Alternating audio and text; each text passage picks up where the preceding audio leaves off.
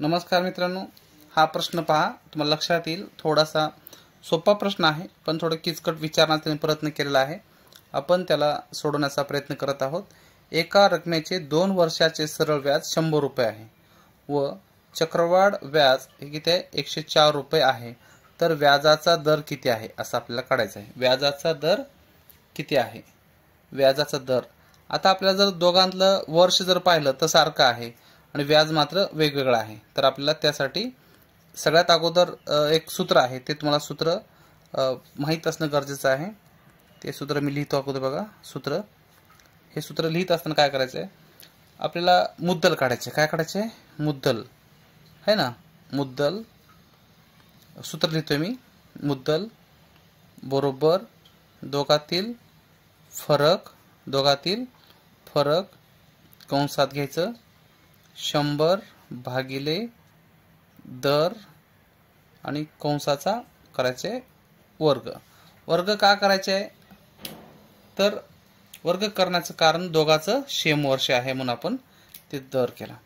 जर फरक, आता जर तुम्ही फरक बघितला तर 104 मधून 100 काढले तर किती होईल आपल्याकडे? 4 येईल. आणि इथं काय होईल आपल्याकडे? 100 भागिले आणि व्याजाचा दर आपल्याकडे माहित नाही म्हणून आपण त्याला आर लिहिलं. त्या डोक्यावर आपण त्याला 2 दिलं.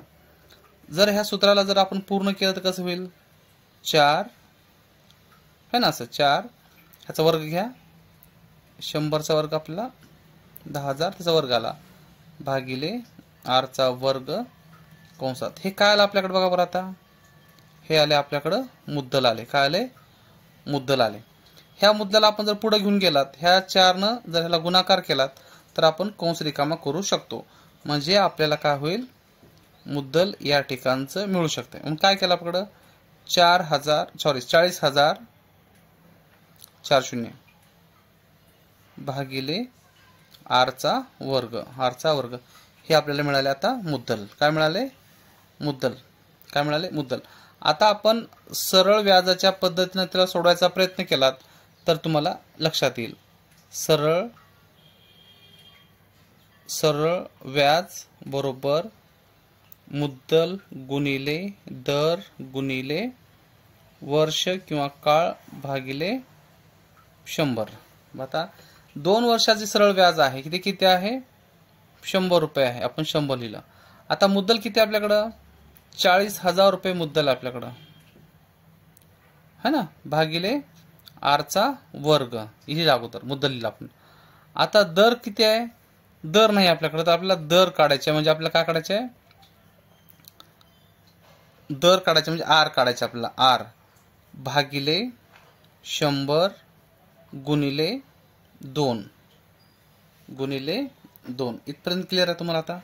आता थोडंसं गणितीय भाषेतून त्याला आपण सोडवायचा प्रयत्न केलात तर आपण लिहिलं बाबा 40,000 गुणिले आर गुणिले 2 भागिले आर गुणिले 100. हे आर चा वर्ग आहे की नाही, त्याला 2दा आर लिहिलं मी. असं का लिहिलंय? तर हे आर वरचं कटते आणि हे आर खाल्लं सुद्धा कटून जाण्यासाठी मी आर डबल लिहिले. आता काय झालं बघा, हे 0 कटले आणि हे 2 0 कटले. काय उरलं आपल्याकडे आता? 1 आर उरले. काय उरले? 1 आर उरलेला आहे. 1 आर उरले. आता भागाकारातला आर काय करू आपण? ह्या साईडला घेऊ. म्हणजे काय झालं? आर बरोबर 400 गुणिले 2 भागिले हे 100 आपण इथं खाली आणू. आलं? आर बरोबर हे 2 0 कटले आणि हे 2 0 कटले. आलं? हे 2 0 कटले आणि 2 0 कटले. किती आले? 4 दुनी 8. का? ही दर आहे. तर या पद्धतीने आपण दर काढू शकतो. फक्त आपल्याला थोडंसं हे सूत्र माहीत पाहिजे आपल्याला.